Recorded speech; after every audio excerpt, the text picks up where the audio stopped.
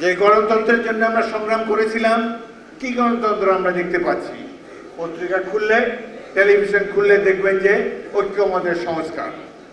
আমাদেরকে বলা হয়েছিল সব রাজনৈতিক দল যেসব বিষয়ে একমত হবে সেগুলো নিয়েই গঠিত হবে জুলাই সনদ। সেটাই পরবর্তীকালে নির্বাচিত প্রতিনিধিরা সংসদে অনুমোদন করবেন।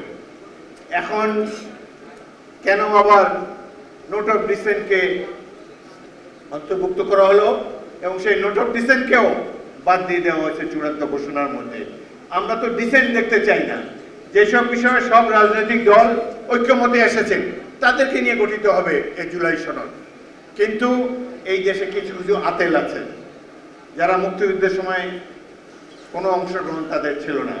ঢাকা বিশ্ববিদ্যালয়, অন্যান্য বিশ্ববিদ্যালয় ভালোভাবে চলেছে। অনেক শিক্ষককে 14ই ডিসেম্বর তারিখে হত্যা করা হয়েছে, কিন্তু যদিও তারা বাংলাদেশের পক্ষেই ছিলেন। কিন্তু দেশের 1% লোকও সশস্ত্র মুক্তিযুদ্ধে অংশগ্রহণ করে নাই। তাহলে সশস্ত্র মুক্তিযোদ্ধার সংখ্যা হয়তো 7 লাখ, 7 কোটি মানুষের দেশ ছিল, 1 লাখও ছিল না মুক্তিযোদ্ধা। সাহসী লোক খুব কম আছে সমাজে। আমরা ভাগ্যবান, আমরা সেই সাহসী তরুণ যুবকদেরকে দেখতে পেয়েছি।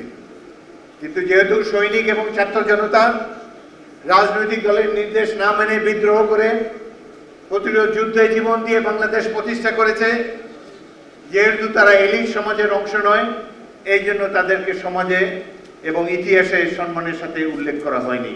এটি অত্যন্ত দুঃখজনক। এই জুলাই সনদ নিয়ে অনেক কথাবার্তা হচ্ছে। আমি একজন খুচরো রাজনৈতিক নেতা হিসাবে মনে করি, কর্মী হিসাবে মনে করি, জুলাই সনদ দেশের জনগণের প্রয়োজন নাই। প্রাণ UHT মিল্ক, শুদ্ধতায় ও মমতায় সবসময় সেরা স্বাদে।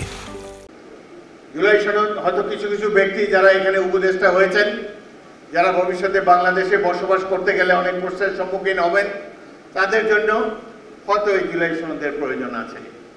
বাংলাদেশের প্রয়োজন একটি নির্বাচন যেখানে সুষ্ঠু হবে এবং যেখানে একটা জনগণ একটি প্রতিনিধিদের নির্বাচিত করতে পারবে। আমরা আশা করব আগামীতে একটি জাতীয় সংসদ নির্বাচন সুষ্ঠুভাবে সম্পাদিত হবে। এই নির্বাচনে যারা বিজয়ী হবেন, জনগণের প্রতিনিধি হবেন, তারাই জুলাই সনদকে সমর্থন করবেন। আমার দল বিএনপি জুলাই সনদকে সমর্থন করেছে, আমরাও এটি সমর্থন করতে বাধ্য। কিন্তু এটার মধ্যে এমন এমন জিনিস ঢুকাবেন না যেটি নিয়ে আগে আলোচনা হয় নাই, ঐক্যমত কমিশনের মিটিংয়ে আলোচনা হয় নাই, সেসব জিনিসও চূড়ান্ত খসড়ার মধ্যে আমাদের সাথে দেওয়া হয়েছে। এই ধরনের সনদের আমাদের প্রয়োজন নাই। আমাদের প্রয়োজন একটা পার্লামেন্ট, যে পার্লামেন্ট আগামী দিনের ভাগ্য নির্ধারণ করবে, যেই পার্লামেন্ট এই সনদকেও বাস্তবায়িত করবে এবং আগামী দিনে গণতন্ত্রকে পরিপূর্ণভাবে বিকশিত করতে সক্ষম হবে। তাহলে এই ধরনের এই যে বিদেশ থেকে আমদানি করা কয়েকজন তথাকথিত পণ্ডিত ব্যক্তির পণ্ডিতের মাধ্যমে যে সমাবেশ, যেই সনদ বারবার আমরা দেখতে পাচ্ছি, সনদের কোনো প্রয়োজন নাই। প্রয়োজন একটি প্রতিনিধিত্বশীল জাতীয় সংসদ, সত্যিকারের জন্য প্রতিনিধি, যারা আগামী দিনে বাংলাদেশের ভাগ্য গড়ে তুলবে। তারা নির্ধারণ করবে আগামী দিনে বাংলাদেশের গতিপথ কি হবে। এমনকি নির্বাচিত যে কয়টি রাজনৈতিক দলের সাথে মিটিংয়ে ডাকা হয়েছে, এই রাজনৈতিক দলেরও পুরো অধিকার নাই এই দেশের ভবিষ্যৎ নির্ধারণ করার জন্য। তারা সাজেশন দিতে পারেন, সুপারিশ করতে পারেন, কিন্তু এটাকে চূড়ান্ত রূপ দেবেন নির্বাচিত ব্যক্তিরা আগামী জাতীয় সংসদে। এটা আমাদেরকে উপলব্ধি করতে হবে।